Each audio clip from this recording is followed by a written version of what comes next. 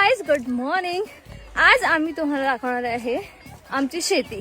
Proper guess केलं नाही, but इतकं तरी आपल्याला माहिती आहे कारण लहानपणी आम्ही खूप वेळा आलोय, त्यामुळे आजोबांसोबत वगैरे. कशाला येत होतो? भांगलायला. हो हो, भांगलायला नाही गेलो. ते जो तोडायला है ना, राईट आहे ना.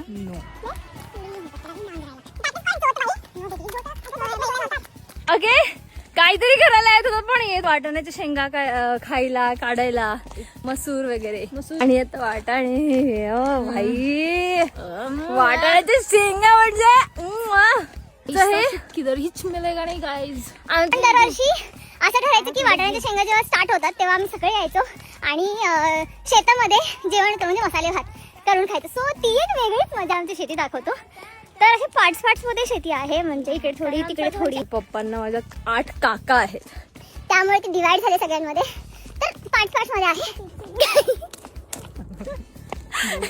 आता म्हणजे शेतीच्या रोडला चाललोय ना, तर खूप लोक जातात शेताला. हा, तर आजोबा जात होते, तर एकदा आजोबा नाही विचारलं की बरे आहे ना आजोबा, त्यांनी काहीच रिप्लाय नाही दिला, ते तसेच निघून गेले. बरं ठीक आहे, त्यांनी नाही ऐकलं. पण तिथे ते आजोबा दिसतात का? तिथे बसलेत शेकोटी पेटून.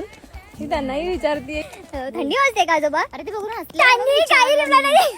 इग्नोरिंग मी. प्रॉब्लेम त्यांच्या कानात आहे की वेळ गाईज आमची शेती आली आहे. दिस वन. आम्हीच कन्फ्युज आहे.